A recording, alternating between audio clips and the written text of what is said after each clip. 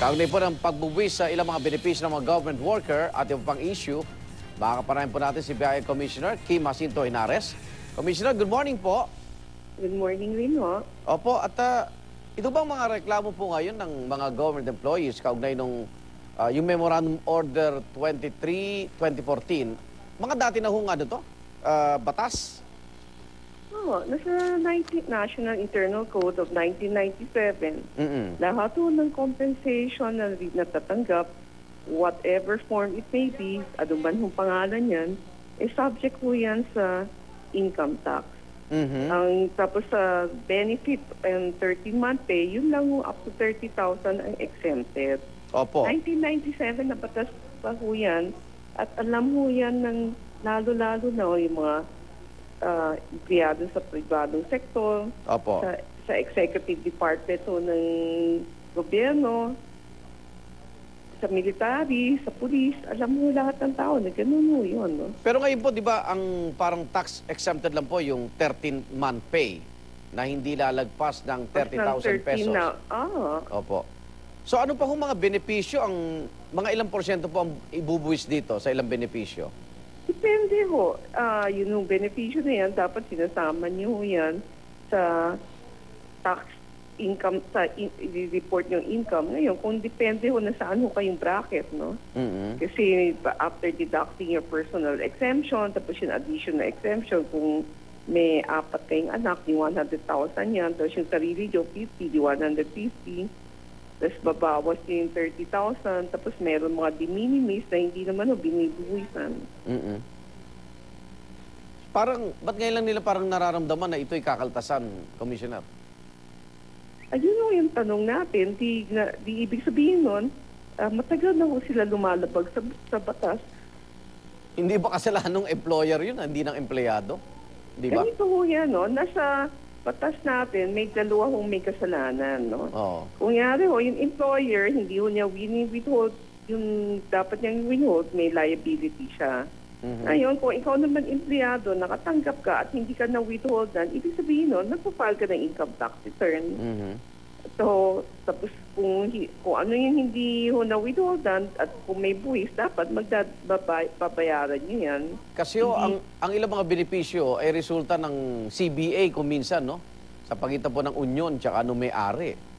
So, maskin ho yung benefit under CBA or CNA, wala naman hong exemption yan, no? Wala naman hong sinabi sa batas na yung benepisyo na natatanggap nyo under dun, exempted. kasi minsan po may benepisyo like libreng uniforme. Ayun, uniforme, up to 5,000. 5,000. In a year, hindi naman binubuisan. Pero kung lumampas doon, subject na yan sa buwis.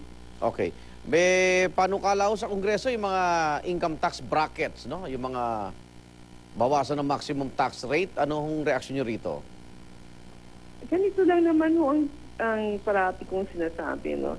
Pag na may panukala, i-explain lang natin magkano ho mawawala. Oo. Ngayon, kung gusto niyo hong ipasa yan, isa lang ho ang resulta niyan, kailangan bawasan ho yung goal ho ng Bureau of Internal Revenue. Ngayon, kung binawasan yan, ibig sabihin, kailangan magbabawas ho tayo ng expenditure.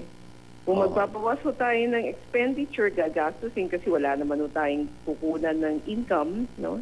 Parang sa bahay, kung wala kayong kinikita, di siyempre hindi ko kayong pwedeng gumastos. Pero lumilito, Commissioner, ang laki ng savings, so walang expenditure. Alam niyo, yung savings ho na perception nyo, savings ho yun sa expenditure. Oo, pero nga po. yung savings na yan is, deficit pa rin ho tayo eh. Oo. Ibig sabihin, para mabuhay itong bansa natin, nag-uutang pa rin ho tayo. Ang ibig lang sabihin yan, babawasan lang natin yung pag-uutang natin. Pero, utang pa rin yan. Hindi ho yan kita ho natin. No? Kailangan pa rin ho natin bayaran yan. Dumilitaw nga sa budget ngayon, ang laki ng pera ho natin, pambayad po ng utang. Domestic at international, Commissioner. Kasi hindi ho pasapat yung mga nadilikom nating buwis. Ayun na nga ho eh. Hindi na nga ho sapat, binubulsa pa nung ilan. Paano tayo mamimigay? Ang problema ho, sana nararamdaman ho yung buwis na binabayad ho namin sa gobyerno. Yun ang... Alam niyo, nararamdaman niyo naman. Kaya nga ko yan natatopic kasi maraming ginagawa. Kaya ho, nararamdaman na rin ho yan kasi yun hong education, public education, libre ho yan. Eh nasa atin ho, kung ayaw natin gamitin yung public education, pupunta ko sa privado, di kailangan ho kayo magbayad. Pero kung mag-aaral ako sa public school, libre ho yan. No? At sino ho nagbabayad niyan? Pero ang perception ho kasi hindi tumataas ang sweldo eh. Ang laki ho ng mga kaltas na palang dagdag pa. Hindi ho ba? Paano Dapat maintindihan nyo? tanungin niyo ho yung employer niyo, bakit hindi ho kayo tinataasan ng sweldo? Ayos. Diba ho? Ayos po tayo. Hindi Okay. naman ho yan sa gobyerno. Kung yung employer niyo gusto niyo kayong taasan, di wala naman ho yung problema. Okay. BR Commissioner Kim Jacinto Henares, maraming salamat po. Thank you, ha.